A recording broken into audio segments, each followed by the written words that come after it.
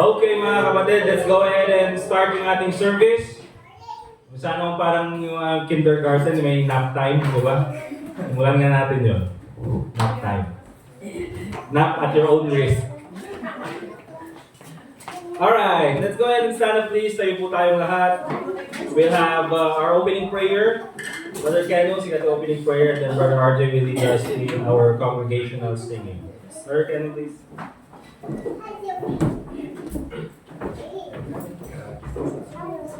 Let's pray.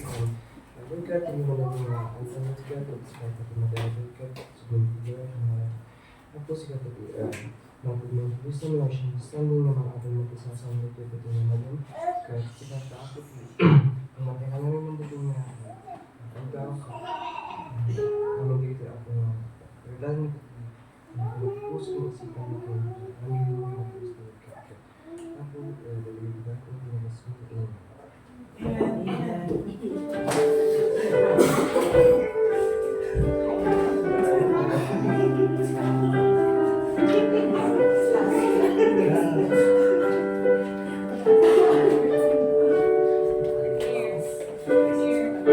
Page 236 po mga kapatid, no, not one. Page 236. On the first verse, all together now. There's not a friend like the lonely Jesus. No, not one, no, not one. None else to heal all our souls' diseases. No, not one, no, not one. Jesus knows all about our struggles. He will guide till the day is done. There's not a friend like the lonely Jesus. No, not one, no, not one. Amen. Masanay nyo lang. Parang tinitig ko yan. Parang kayo yung Holy Spirit sa inyo. Second verse, ready, sing. No friend like him is so high and holy. No, not one, no, not one. And yet no friend is so meek and lowly. No, not one, no, not one. Jesus knows all about our struggles. He will guide till the day is done. There's not a friend like the lonely Jesus. No, not one, no, not one.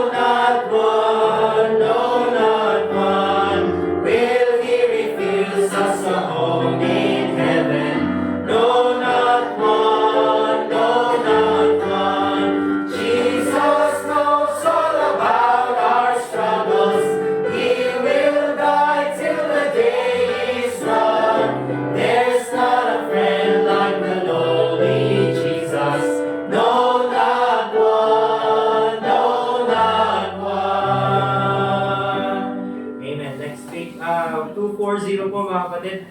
240, the lily of the valley. You may be seated mga kapatid. You may be seated and sing the lily of the valley. Page 240. On the first verse, all together now. I have found a friend, Jesus is everything to me. He's the fairest of the thousands of my soul. The lily of the valley, Him alone I see. All I need to cleanse and make me fully whole.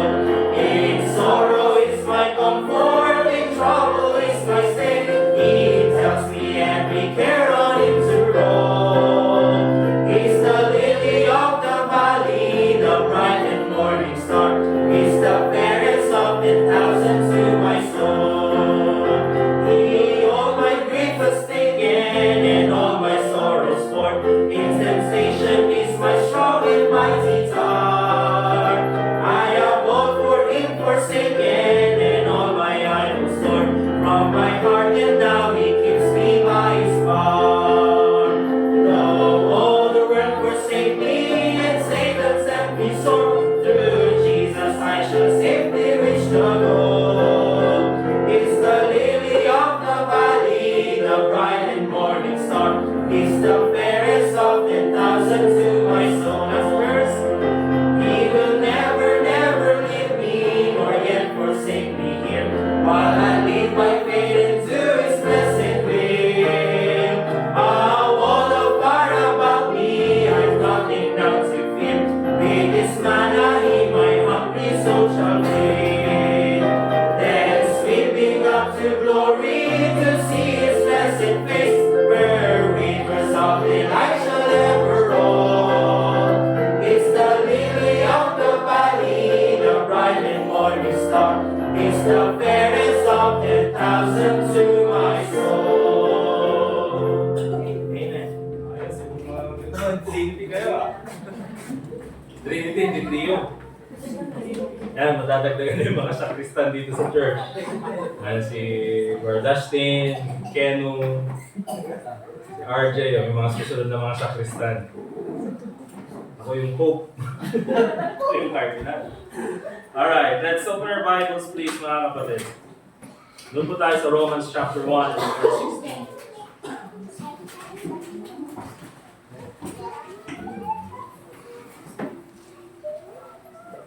16. Isang focus po natin mga kapatid ngayong month is also evangelism. So ang magiging title po ng mensahe natin mga kapatid is The Hindrances to Evangelism. Ano ba yung mga sagabal, harang, di ba? Balakid sa ebanghelismo, pagpapahayag ng ebanghelyo ng Panginoon. Romans chapter 1 and verse 16. Alright, ang sabi ng Bible, Romans chapter 1 verse 16, for I am not ashamed of the gospel of Christ, sabi ni Pablo, for it is the power of God unto salvation to everyone that believeth, to the Jew first, and also to the Greek. So, itong si Pablo mga kapatid, hindi niya kinakahiya yung ebanghelyo. And the reason why hindi niya kinakahiya ito mga kapatid, ay alam niya yung kapangyarihan ng ebanghelyo. Okay? Dahil kung titignan po natin itong si Apostle Paul, although siya ay isa sa mga persecutor ng church sa, bago siya maligtas, yun po ay kanyang ginawa out of ignorance. Sabi niya in 1 Timothy chapter 1, na yes, he was a persecutor of the church, kaso akala niya ginagawa niya talaga yung gawain ng Panginoon. Until nagpakita sa kanyang Panginoong Hesukristo at nalaman niya ang ebanghelyo. At doon nagsimula mga kapatid, yung pagbabago ng kanyang buhay. Okay? Siya ay naligtas, at siya ay dinisciple, siya ay tinuruan, at siya ay prepare para sa ministry. At hindi po niya yun magagawa kung wala siyang church na pinuntahan. Okay? Si Apostle Paul po mga kapatid ay hindi basta na lang naligtas, tapos automatic na lang na naging missionary mga kapatid. Hindi po. Siya ay nagsimula at nag-serve muna sa church. Unang-una sa Jerusalem, and then sumunod sa Antioch. Bago siya binigyan ng authority na humayo at magsimula ng iba't ibang gawain according po sa Holy Spirit. Pero yun, gusto pong makita natin mga kapatid yung urgency muna mga kapatid ng evangelism. Sabi niya, this is the power of God unto salvation. Hindi ko kinakahiya ito. Kasi ako mismo, nasubukan ko yung kapangyarihan ng Ebanghelyo. Kaya alam niyo mga kapatid, tayo sa atin, we share the gospel. Humahayo tayo at pupunta sa iba't ibang lugar at nagsishare ng gospel, nagsusupport ng mission para sila ay mag-preach ng gospel. And the reason why ginagawa natin yan mga kapatid is tayo kasi alam natin yung pakiramdam na dati hindi tayo ligtas at nalaman natin yung katotohanan at ngayon sa langit na tayo pupunta. We know also the power of the gospel. Okay? And so kung titignan po natin mga kapatid, 150,000 people die worldwide each day. Okay? Every day, 150,000 pesos. 150,000 people ang namamatay. At imagine, ilan kaya sa kanila ang ligtas? Ilan kaya sa kanila ang nakakilala kay Kristo bilang tagapagligtas? Or baka ilan kaya sa kanila ang nakakaalam ng Ebanghelyo? Or ilan kaya sa kanila ang napakinggan man lang ang pangalan ng ating Panginoong Jesucristo? Okay, it's very important mga kapatid that we have this urgent calling. Now, we should share the gospel. Okay? Kaso nga lang, maraming Kristiyano, minsan mga kapatid, they rarely talk about the Lord Jesus Christ outside the church. They rarely share the gospel. Let's go to Mark chapter 16, verse 15. Or basahin ko na lang mga kapatid because it's very short anyway. Mark 16, verse 15. And tignan natin, ano ba ang evangelism? The Bible says, go ye into all the world and preach the gospel to every creature. Yun po yung evangelism. Preach the gospel. Okay? Evangelism simply means telling about the good news of the Lord Jesus Christ, na siya ay namatay, nilibing at muling nabuhay bilang kabayaran ng ating kasalanan. Now, if we know that powerful gospel, we know the urgency of the gospel, alam natin yung Ebanghelyo, why is it na hindi natin masyadong ginagawa? Why is it that we do not make a focus or we do not prioritize din ito sa buhay natin, mga kapatid? Alam natin na importante yung gospel. Maraming namamatay, kailangan nila yung gospel. Alam mo, mismo mga kapatid, na kailangan ng kapitbahay mo yung gospel. Yung mga kasama mo sa eskwelahan, kasama mo sa trabaho. You know they need the gospel, but why is it that we do not share to them the gospel? You do not share to them the gospel. And the answer, mga kapatid, is because we are allowing these hindrances to stop us. Now, ano ba itong mga common hindrances to evangelism?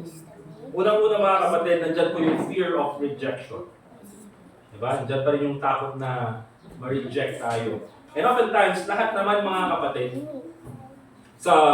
even when it comes to business, relationships, sa panliligaw, diba? Or kahit sa anumang, magkaroon ka ng business pitch, or mag-propose ka ng isang plano sa isang kakilala mo, nandyan yung fear of rejection. Kasi ayaw talaga ng tao ang nare-reject. Parang nakakababa ng confidence, nakaka-disappoint, parang akala mo is yung rejection na yun tells something about yourself. Okay, when in fact, in many cases, that's not the reason why you are rejected. In John chapter 1, verse 11, the Bible says, concerning the Lord Jesus Christ, He came unto His own. At yung own na yan, mga kapatid, is talking about His fellow Jews.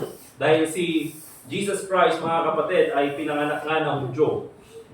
And He came unto His own, but the Bible says, and His own received Him not. And totoo, mga kapatid, na yung mga pinakamalapit na tao kay Kristo, the apostles, they were all Jewish. Okay? They were all Jews. Pero lahat ng mga nagpo-persecute kay Jesus Christ also were Jews. Yung mga Pharisees, yung mga Sadducees, isa sa mga Gentile, mga kapatid, na nakita niya without bias na wala namang kasalanan itong si Jesus Christ is si Pontius Pilate, Gentile. Okay?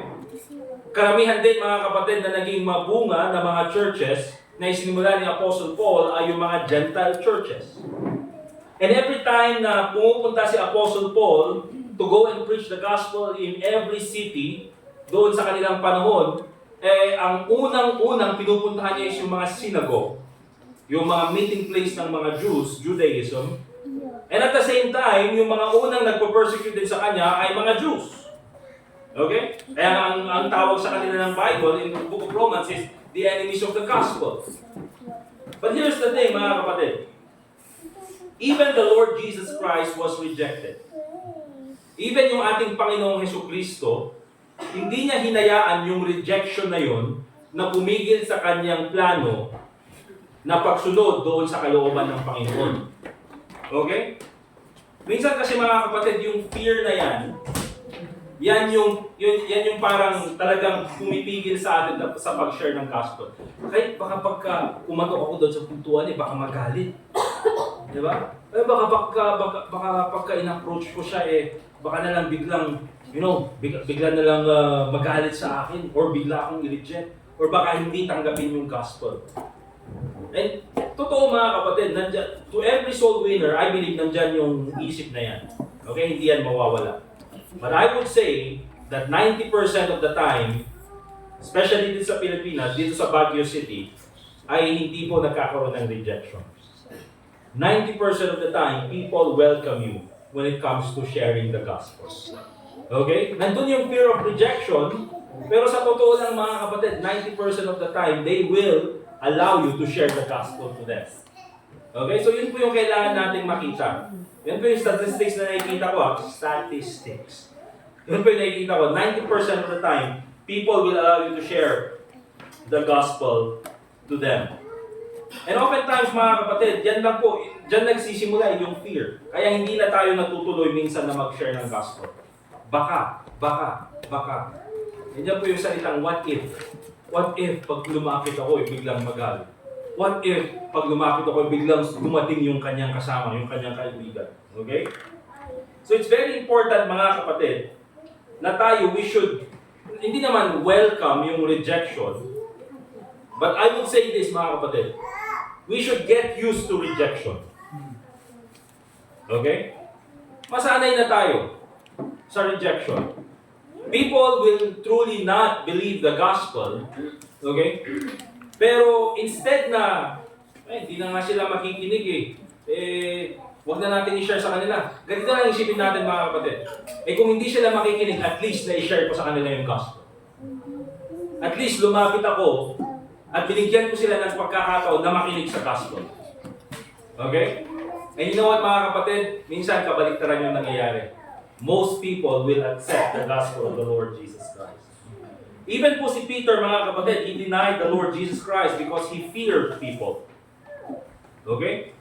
Natakot siya doon sa pwedeng sabihin nung yung damsel sa kanya, yung mga kasama niya doon sa bonfire. Di ba kasama ka ni Jesus Christ? Natakot siya sa kung anong pwedeng gawin ng tao. Okay? And in many cases, ganyan po tayo. Minsan natatakot tayo sa kung anong pwedeng gawin ng tao. Hindi natin iniisip mga kapatid yung kalooban ng Panginoon.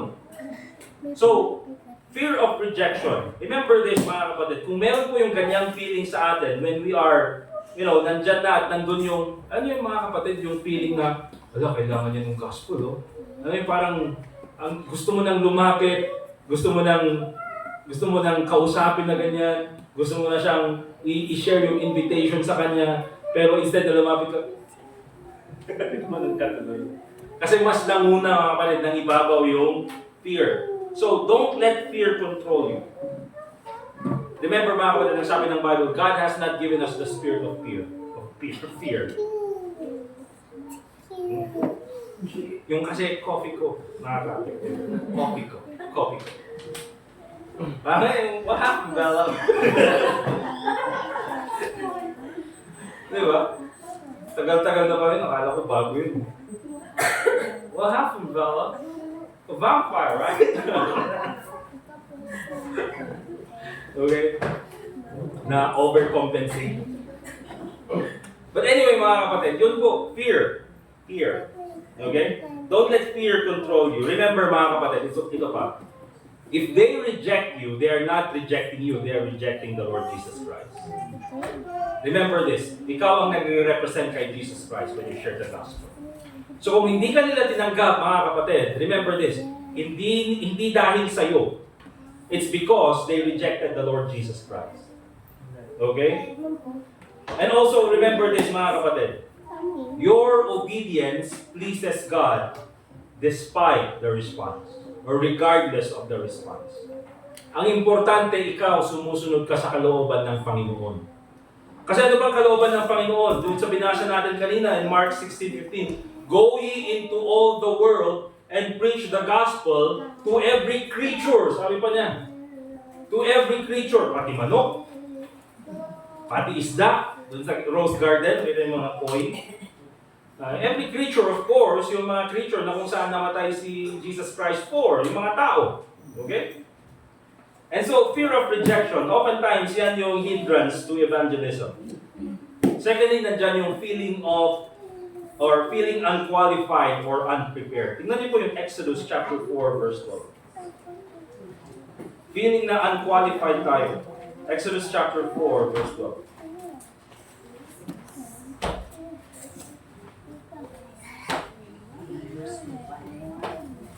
Ito napakaganda.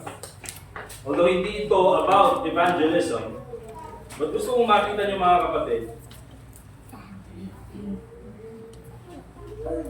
yung kapangyarihan ng Panginoon sa mga tao na willing magpagamit sa Kanya. Exodus chapter 4 verse 12, ang sabi ng Panginoon kay Moses, now therefore, go. Tingnan niyo, doon sa verse 11, ito yung rason ni Moses. Ang rason ni Moses dito is, Panginoon, pag ako pumunta doon sa mga Hebrews, hindi sila makikinig sa akin, hindi ako magaling magsalita eh. Di ba? Hindi ako eloquent when it comes to speaking.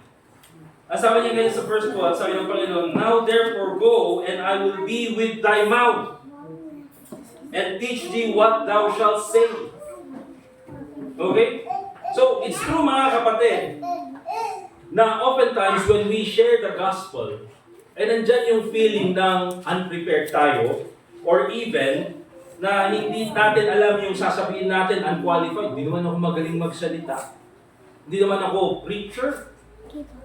Hindi naman ako, hindi naman ako magaling mag-English. Palagi akong nauutal. So baka pag ako yung kumausap sa tao na yan, hindi yan makikinig. Okay? So nandyan yung feeling of being unqualified and being unprepared. Pero again, ang gusto kong makita nyo dito mga kapatid, ay kung anong pwedeng gawin ng Panginoon sa tao na willing magpagamit sa Kanya.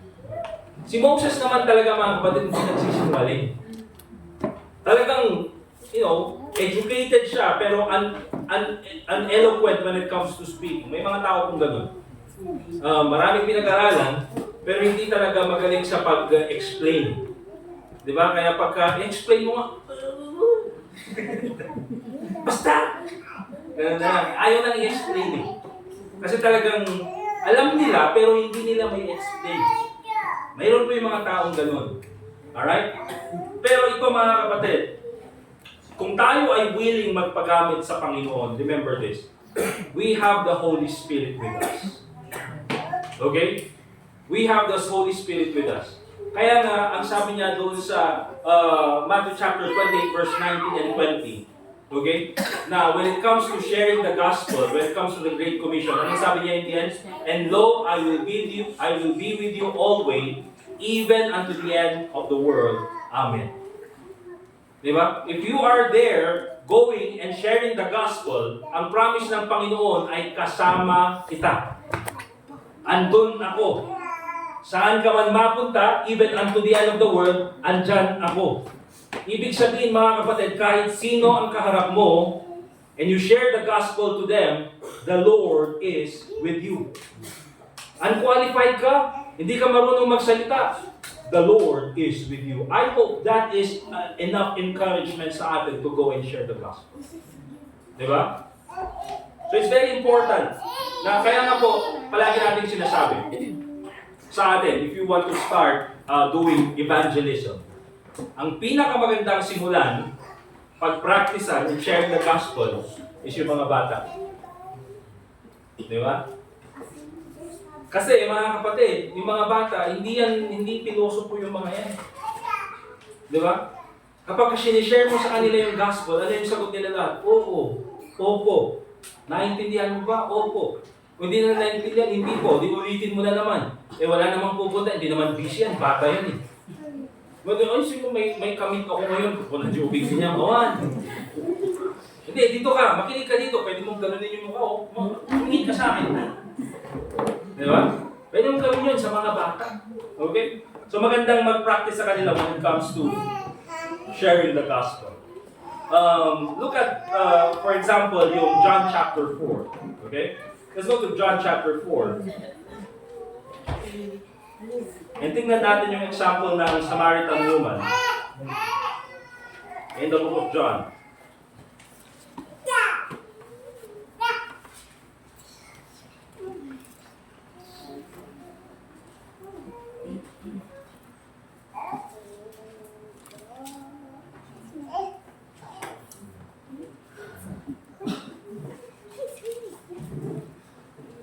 Okay, look at verse 28.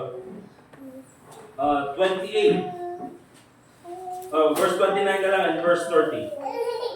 Itong woman sa John chapter 4, mga kapatid, ay recently lang na nakausap ni Jesus Christ dito sa verse 29 and verse 30.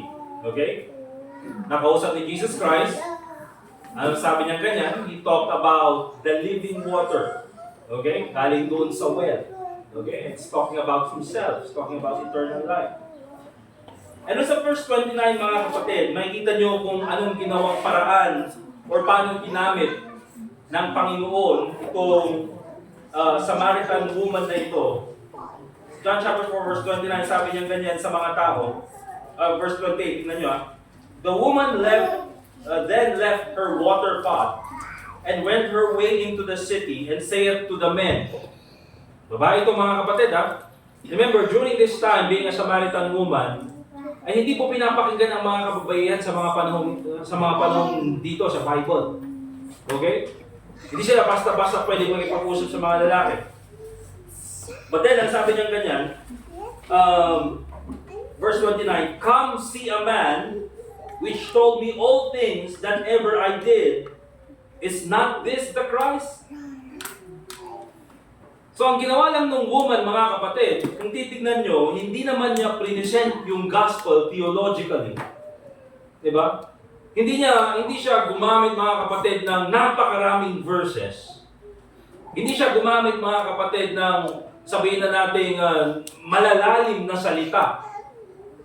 Ang sinabi niya lang, mga kapatid, is, tignan nyo, si Kristo.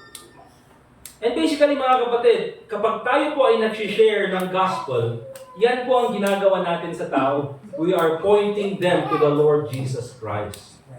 Kaya po yung puso ng sharing the gospel has always been, but God commended His love toward us in that while we were yet sinner, Christ died for us. Di ba? Yun yung puso ng gospel, mga kapatid, na si Jesus Christ namatay sa cross para sa ating mga kasalanan. Okay? At yun po yung ginagawa natin, mga kapatid. We are pointing them to the Lord Jesus Christ, not to our church.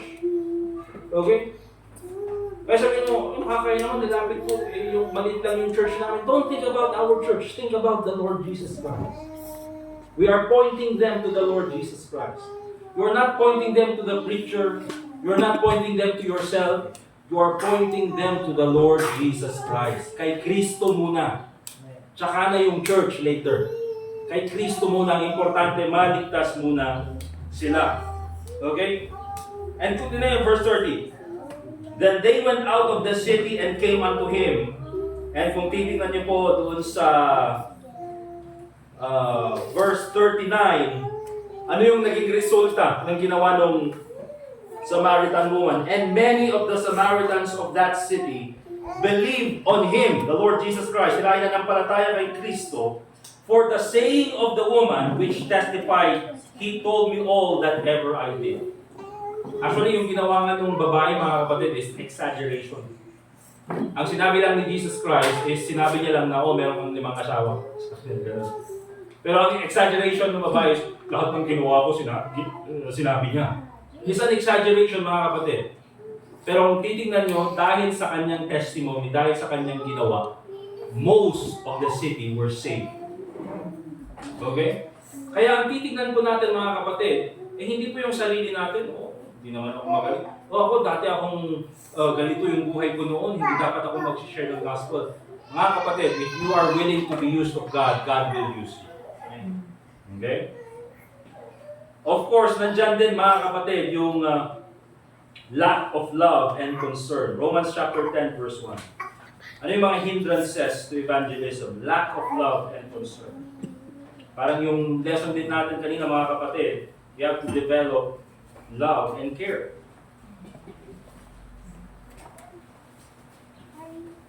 So Romans chapter 10 verse 1, ang sabi ni Apostle Paul, Brethren, my heart's desire and prayer to God for Israel is that they might be saved. Okay?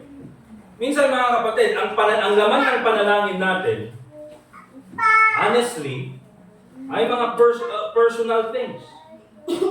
Diba?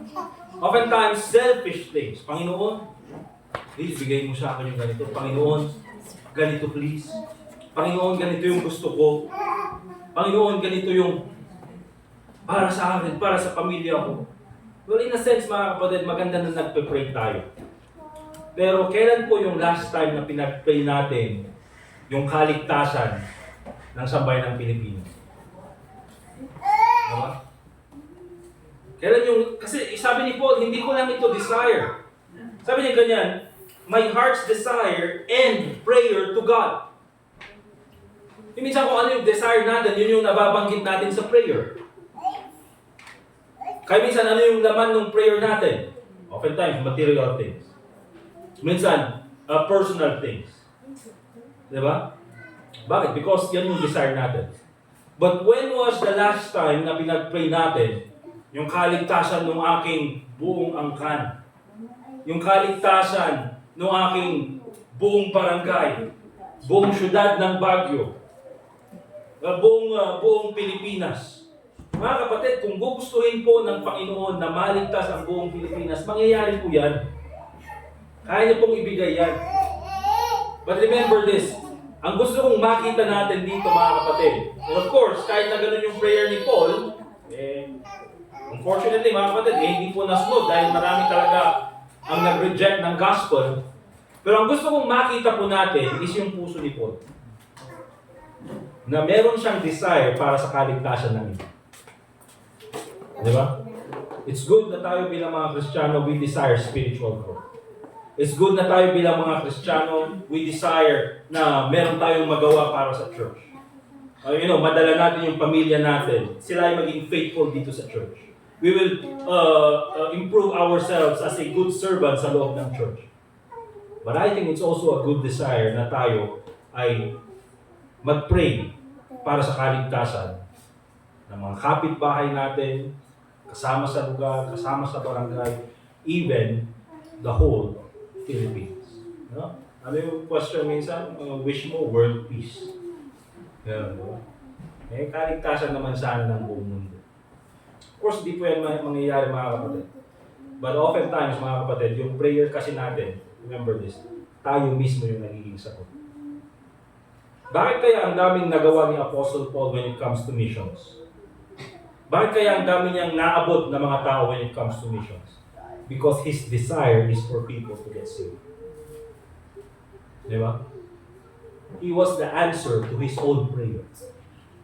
Kasi kung ipag-pray mo, Panginoon, sana maligtas ko yung aking mga mahal sa buhay, maligtas ko sana yung aking kaibigan, maligtas ko sana yung aking... Kasi mga kapatid, ikaw mismo ang gagamitin ng Panginoon para sa kaligtasan ng tao na yan. Okay? So we have to develop that lack of that love and concern para sa ibang tao. Also another hindrance to evangelism is worldliness. Look at 2 Timothy chapter 2 verse 4. 2 Timothy chapter 2 and verse 4.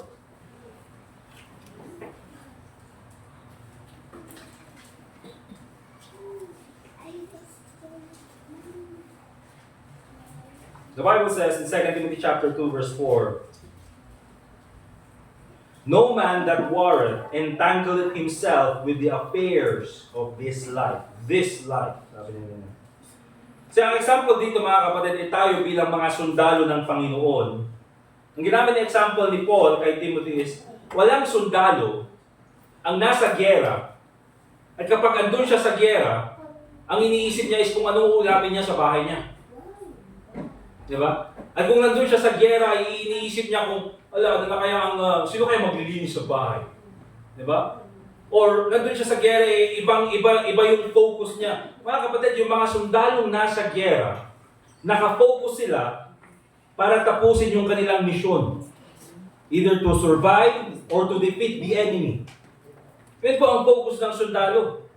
Because kung ma-distract sila doon sa kanilang mission, ma-distract sila doon sa kanilang kailangan gawin bilang mga sundalo, mga kapatid, it could cost them their life. At hindi lang yung kanilang buhay, but also the life of their comrades. Yung mga kapwa nilang sundalo. Okay? And oftentimes, mga kapatid, maraming Kristiyano, makikita nyo dating soul winner, dating napaka masigasig na nagsishare ng gospel, napakatapang, na kumatok sa mga pintuan, napakaayos yung kanyang gospel presentation, pero lahat na lang ng masasabi mo sa kanya is dati. Ngayon wala na mga kapatid. You know why? Because nauna ang worldliness.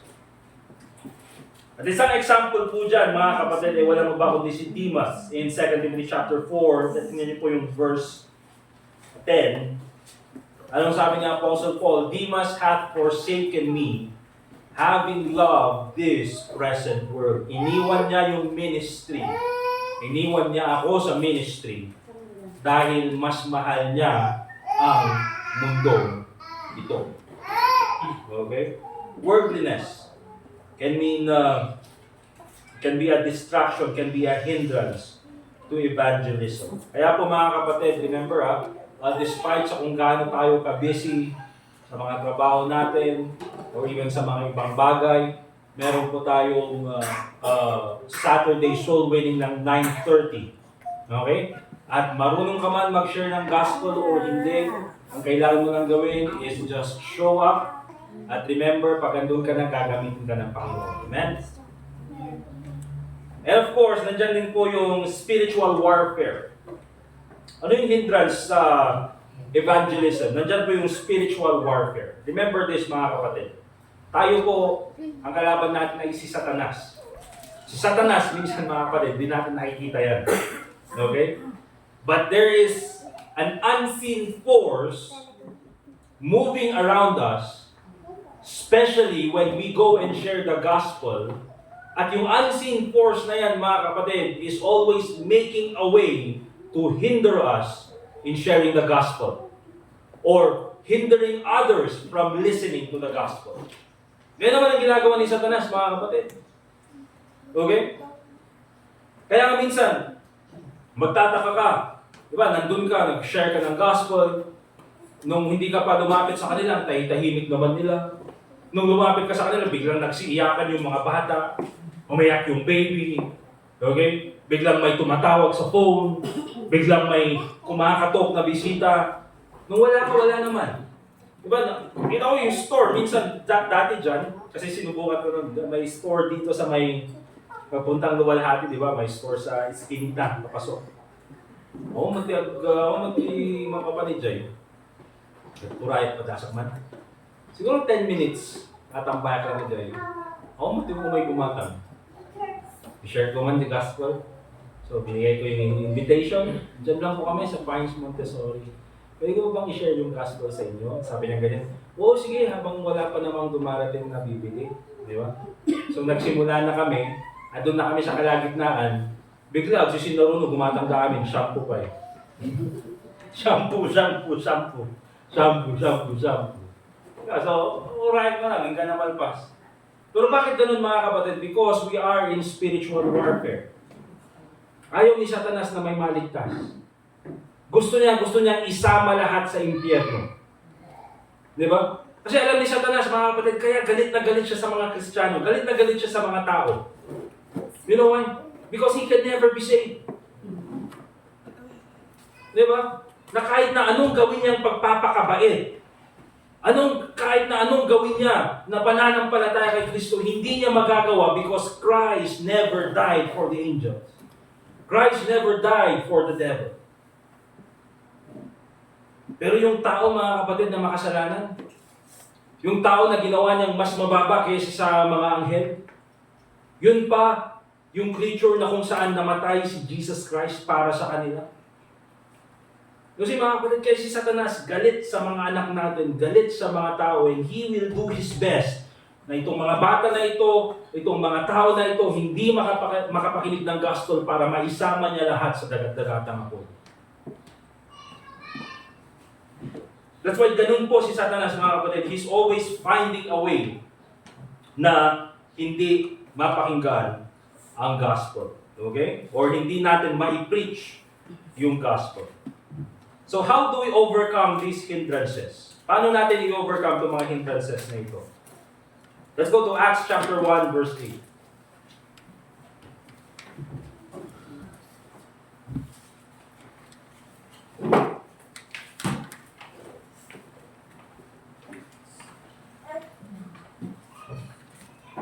Acts chapter 1, verse 8.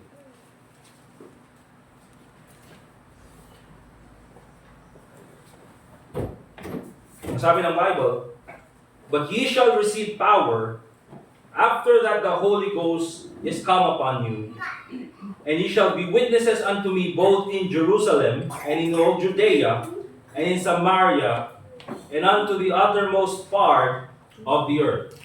Tignan niyo ito, mga kapatid,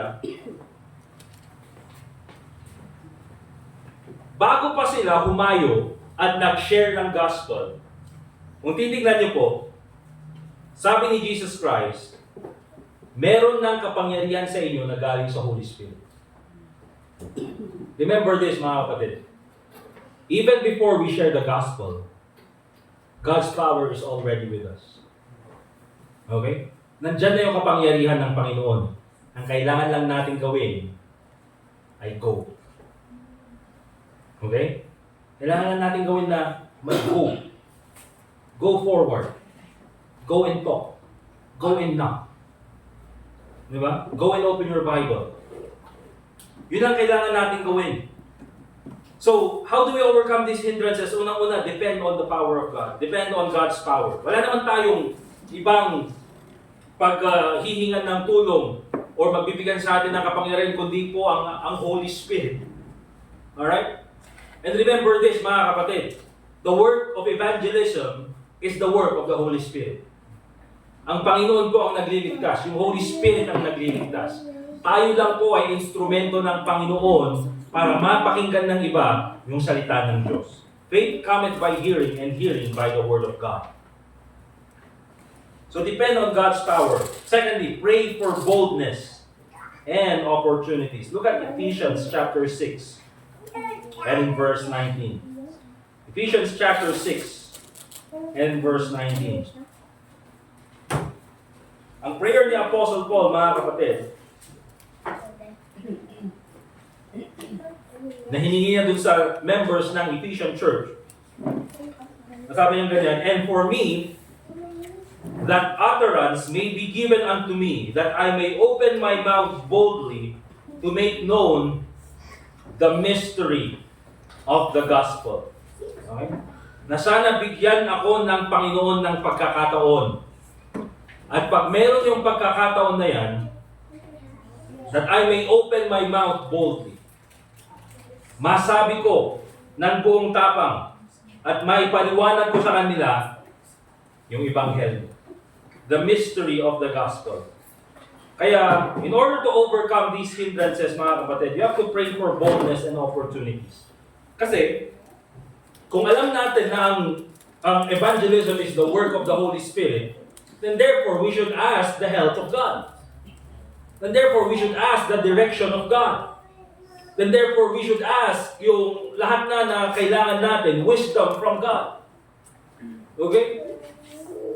So pray for boldness and opportunities. Ito, very important din, pangatlo. Equip yourself with Scripture. Okay? Equip yourself with Scripture. And oftentimes, ito po kasi yung rason kung bakit we feel unqualified. We feel unprepared. Kasi nga, hindi rin natin alam kung ano yung mga verses na gagamitin natin. Okay? Kaya sa invitation po natin, andyan na lahat yung mga basic verses na pwede mong gamitin for evangelism. But, let me just give you itong tip na ito. Now, when it comes to evangelism, ang pinakamadaling gamitin is none other than Romans Road. Okay?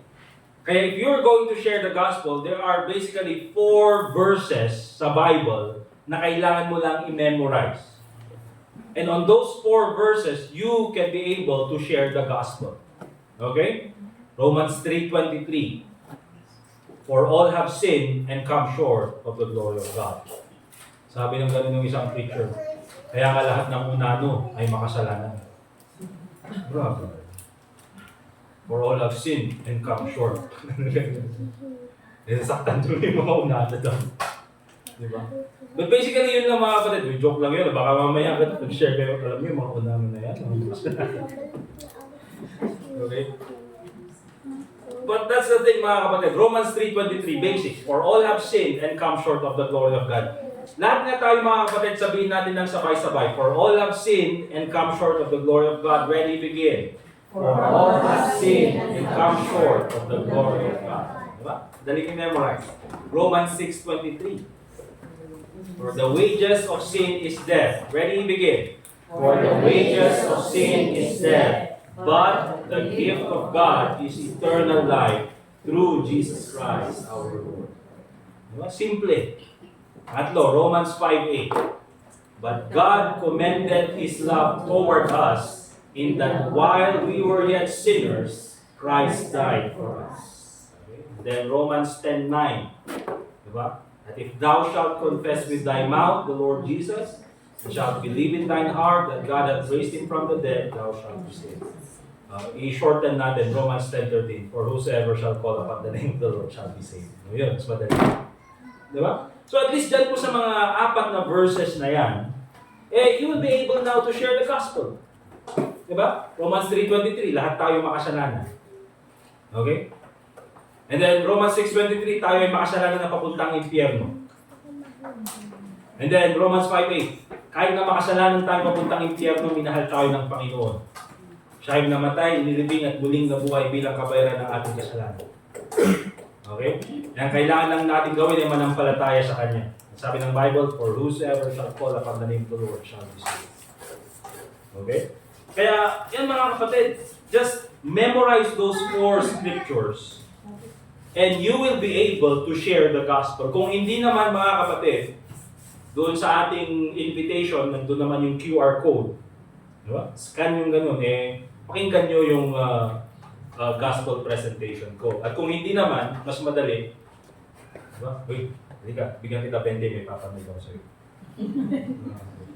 Diba may ganun na mga trabaho, nanonood lang, tapos nagkakapera, nanonood ka. Gusto mo 20, punta ka sa Burnham, 5 minutes, may papanood lang ako sa'yo. Diba? Hindi ko alam kung pwede, hindi ko pa ginawa. Equip yourself with Scripture. And lastly mga kapatid, how do we overcome these hindrances? Join in evangelism. Amen? Sumama ka lang. Join others in evangelism. Go with others who have experience. Ito nga yung ginagamit natin, yung silent partner. Okay? Andun ka lang at kasama ka lang nung nag-share ng gospel, pinapakinggan mo kung paano niya gawin, and then later on, natututunan mo na rin, and then later on, tignan mo, magkakaroon ka ng tapang na, ako nga, yung next. Okay? Kasi dyan po tayo natututo mga kapatid. Hindi tayo matututo if we do not take the first step. But if you join evangelism, dyan na magsisimula. Okay? You know, ang dami sa atin mga kapatid. Marami naman sa atin nag-aaral ng college, nag-aaral ng iba't ibang mga secular work. Alam natin kung paano i-explain yung calculus. Alam mo yun? Alam natin kung paano i-explain yung Philippine politics. Alam natin kung paano explain ano ba yung function ng executive, judiciary, and then yung legislative branches ng government. Alam natin paano explain yung mga code sa mga website, kaya natin yan. Eh, very complicated yung mga yun, mga kapatid. How much more yung gospel? Na napakasimple. By the way, mga kapatid, pag mag-share kasi ng gospel, make it as simple as possible. Because the gospel, very simple, na kayang maintindihan ng napakaliit na bata, but very profound, that it challenges even the most intellectual man. That is how the gospel is, mga kapatid. When you share the gospel, you don't have to impress anyone. You just share the gospel for what it is. Christ died for you and me. And because of Him, we can go to heaven. Simple lang, mga kapatid. Amen? So yun po yung kailangan natin gawin. Hindrances to evangelism. Remember, depend on God's power, pray for boldness and opportunities, equip yourself with Scripture, and lastly, join others in evangelism. Amen? Ulitin natin? Or tapos na tayo? Tapos na tayo, okay? Let us pray. Dear God, Heavenly Father, once again, we thank you so much for this time na kami po muli ay nakapakinig ng iyong salita. We thank you, dear Lord, for the presence of each one. I pray, Lord, na ikaw po muli ang maging gabay namin as we continue on in our service. Once again, dear God, your name be glorified in everything that we do. And also pray in the Lord Jesus Christ. Amen. Okay. Before yung ating closing song,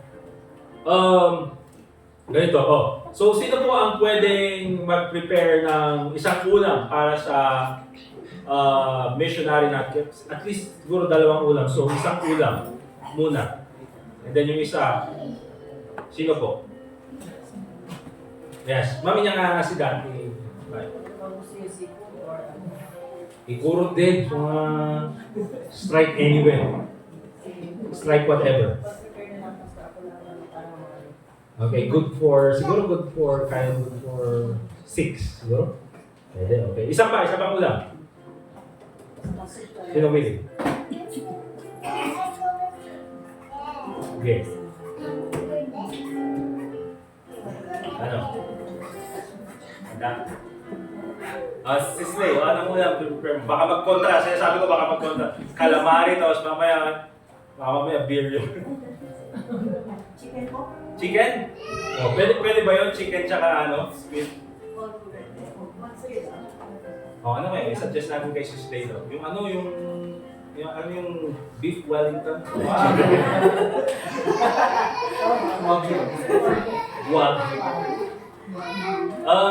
Simple lang. Ano ba yung specialty mo? Ha? Specialty. Kahit ano? Omega tayo, sir. Ewan ko.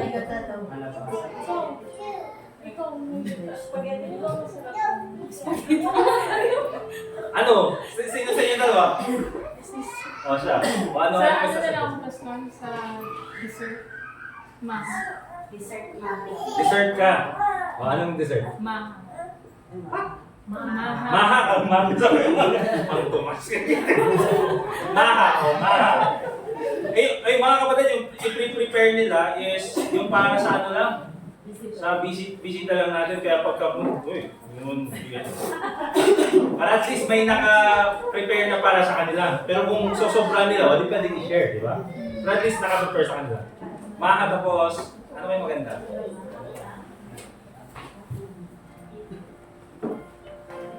Ano bang specialty ni...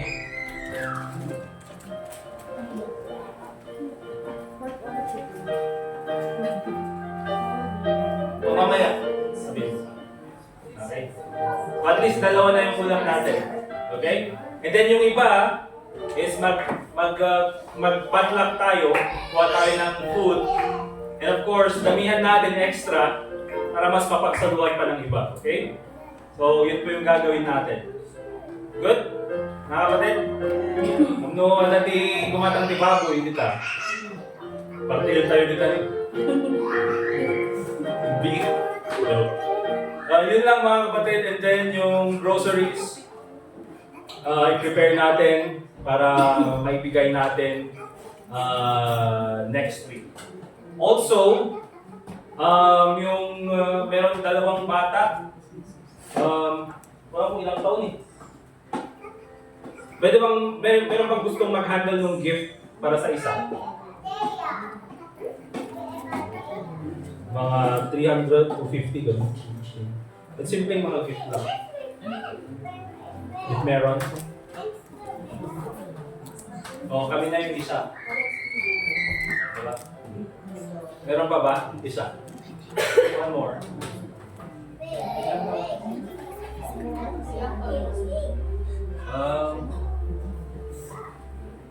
May isa yatang 8 years old. Hindi ba, baka halong lang sila.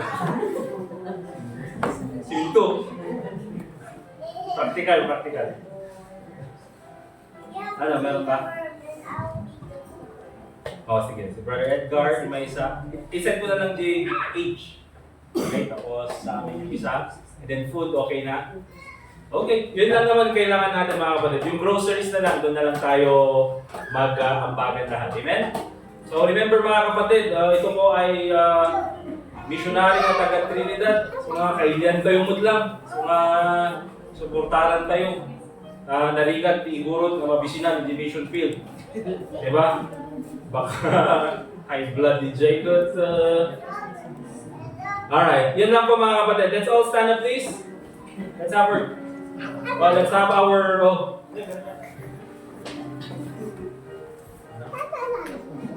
okay, let's have our closing prayer. Tawagin natin si Brother Edgar. Nakalagay kasi na closing song, lupang hinirang eh. Kaya, Brother Edgar, sige lang. Closing prayer. Let's pray. Dear Lord, salamat po muli sa binigay mong araw na kami po ay nakakaminig ng salita and sa mga natutunan po namin and I pray that makikita po namin sa aming mga puso at isipan and at the same time ito ay i-apply din po namin sa aming buhay and we pray that we keep everyone safe as we go home and all this in Jesus' name. Amen. Amen. Thank you for dismiss mga kapatid. Sino pong nangailangan ng taxi? Para maghintay tayo doon sa labas. Handa ba? Huwag kayong mag-alala, magbibigay na lang ng assistance yung church. Meron? Wow, ano? Feeders tayo na.